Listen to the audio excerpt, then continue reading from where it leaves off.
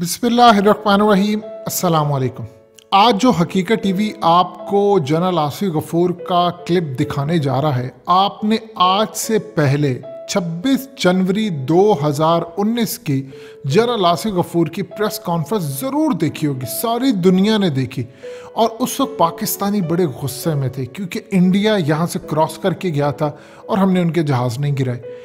अब यहाँ पर आपको तमाम चीज़ें बता दी, किस तरह उनका आर्मी चीफ वहाँ मौजूद था, क्या यहाँ पर उन्होंने कोशिश की अपने एसेट से बातचीत की, पाकिस्तान ने डिसइंफॉर्मेशन दी, ये सारी चीज़ें होगी।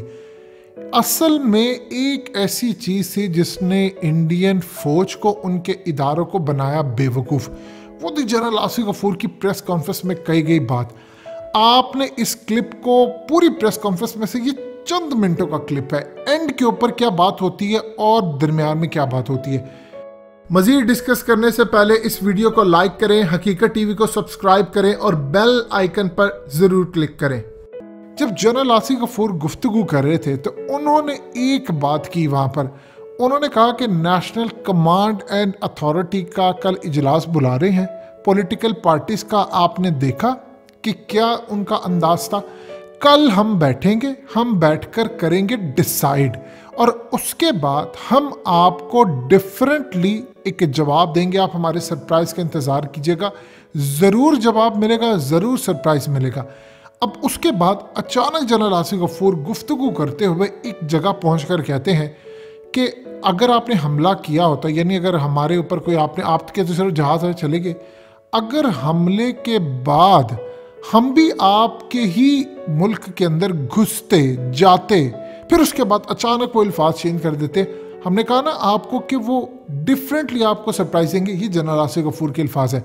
अब इशू ये पैदा हुआ कि जब जनरल आसिफ गफूर ने गुफ्तगू की, इनकी गुफ्तगू को आपने गौर से सुना। बार बार एक ही बात की जा रही है कि कल इजलास है, हम वहाँ पर जाएंगे, हम आपको डिफरेंट तरीके से रिस्पॉन्स देंगे। आपने जिस तरह आए हैं जहाज़ लेकर, हम ऐसे नहीं आएंगे, हम आएंगे डिफरेंट तरीके से। इंडिया असल में ये समझता रहा, उन्होंने कंफर्म भी किया अपने एसेट से पाकिस्तान के अंदर, क्या पाकिस्तान हमला करने के लिए आ रहा है। उन्होंने कहा नहीं। जनरल आसिफ गफूर कह रहे थे कि पाक फौज आपको जवाब देगी। उन्होंने कई एयरफोर्स का नाम लिया और बार बार वो एक बात कहते रहे, जैसे आप आए हो एयरफोर्स तैयारे लेकर, हम नहीं जाएंगे। अब इस सूरत हाल के अंदर वो बेवकूफ़ बनते रहे, उनको ये समझ लगी कि शायद ये इस तरह नहीं आएंगे। यही वो क्लिप है जो इंडिया को मार गया और उन्होंने जो बाकी इन्फॉर्मेशन ली उस पर तो हमेशा गुफ्तगू होती रहती है। आपने इस क्लिप को पूरा देखना है बड़े गौर से, आपको अंदाज़ा होगा कि इंडिया के साथ हुआ क्या था।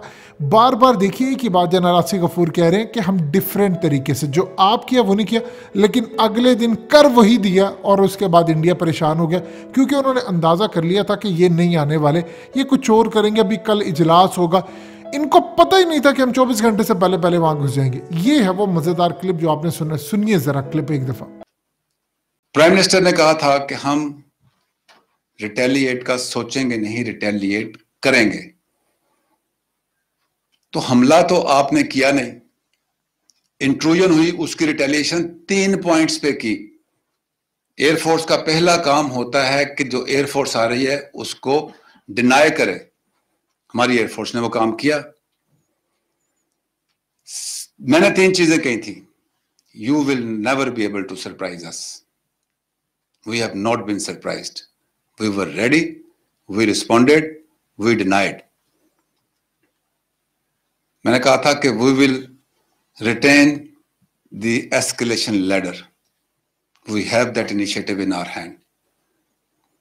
I said that we will surprise you. Wait for that surprise. I said that our response will be different. See it for yourself. The response will come. And response will come differently. We are a democracy. I said that 2 democracies, they do not fight. You have proved that you are not a democracy. We have fought for 15 years to bring peace and stability in the region.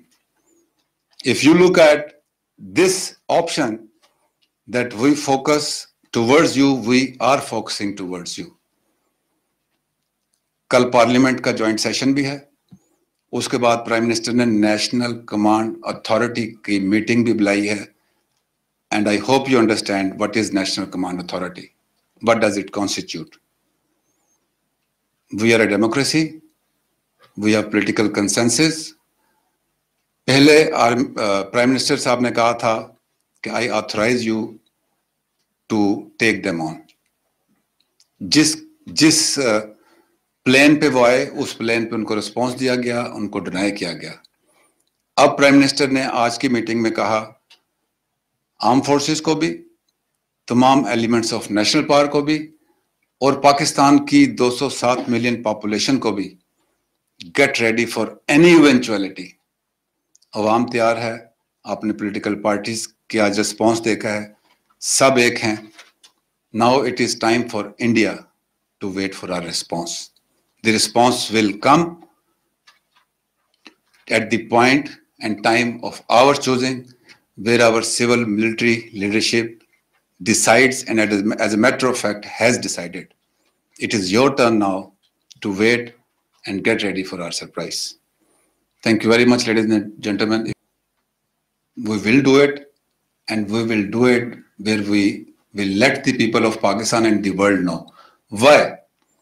आप मुझे ये बताइए, अभी से लेके भी जो मैंने ऑफर की है, अभी भी कुछ मीडिया गया है, कल जब ऑन ग्राउंड जाएं और खुद देखें कि किधर है वो 350, किधर है वो बिल्डिंग जो उन्होंने डिमोलिश की है। इवन आप गूगल पे जाके देखें तो गूगल पे जो आपको इमेज मिलेगा वो आज से चंद दिन पहले का मिलेगा पाकिस्तान में। आप देखें कि क्या वहां पे कोई बिल्डिंग थी जहां आप वो क्रेटर्स देखेंगे। झूठ का जवाब हम झूठ से नहीं, हम झूठ का जवाब सच से देंगे। पहले हम इंडिया को एक्सपोज किया है और करेंगे ताकि दुनिया को ये पता लगे कि इंडिया चाहता क्या है। हम इंडिया को वो झूठ के जरिए नहीं करने देंगे। आपने जहाज गिराए क्यों? जहाज इसलिए नहीं गिराए कि आपको मैंने सारा बताया है कि पहली कॉम्बैट टीम कहां गई, दूसरी कहां गई। अब आप उसका जहाज अगर आई विश के उतने टाइम रहते, मैंने कहा कि जब पूरी हॉस्टिलिटीज ब्रेकआउट हों तो 100% एयर फोर्स आपकी इन एयर होती है।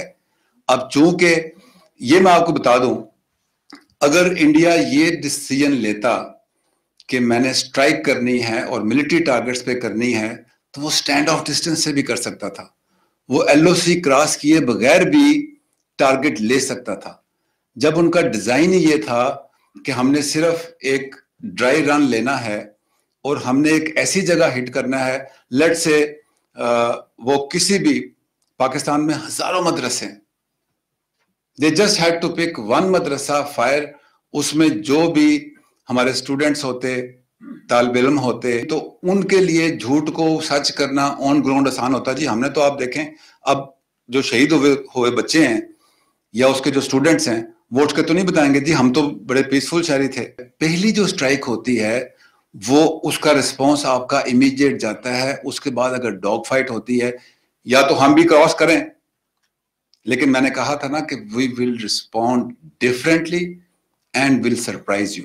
आपने क्लिप देखा, अब आपको समझ आई होगी असल में ये पाकिस्तान की फौज की जितने हमारे टॉप लेवल के दिमाग है, ये कमाल उनकी कारस्तानी है। और ये जनरल आसिफ गफूर का बताने का अंदाज भी कमाल है। फौज का, ISI का, हमारी एयरफोर्स के शहजादों ने तो कमाल ही कर दिया। आप गौर से ज़रा चेक कीजिए कि क्या कमाल तरीके से बार बार अगले बंदे को यकीन दिला रहे हैं कि जी अभी तो नेशनल कमांडर अथॉरिटी का इजलास होगा, अभी तो हम जाएंगे, अभी तो बातचीत होगी, फिर आपको हम बताएंगे, हम आएंगे ज़रूर, लेकिन आपको बताएंगे। वो ये सोच रहे थे अच्छा आएंगे कोई 10, 15, 20, 25 दिन बाद, तब देखेंगे, या आएंगे भी नहीं आएंगे, पता नहीं क्या होगा। यहाँ से इसको कहते हैं बेवकूफ़ बनाने वाला अंदाज। ये चीज़ें हमेशा याद रखी जाएगी। सब ने प्रेस कॉन्फ्रेंस देखी, लेकिन हकीकत टीवी ने आपको वो पहलू दिखाया कि जैसे पूरी स्टैब्लिशमेंट और भारतीय फौज बेवकूफ़ बनी। दोस्तों, हकीकत टीवी को सब्सक्राइब करना मत भूलिए, वीडियो को लाइक करें, शेयर करें और कमेंट सेक्शन में अपनी राय का इजहार ज़रूर करें।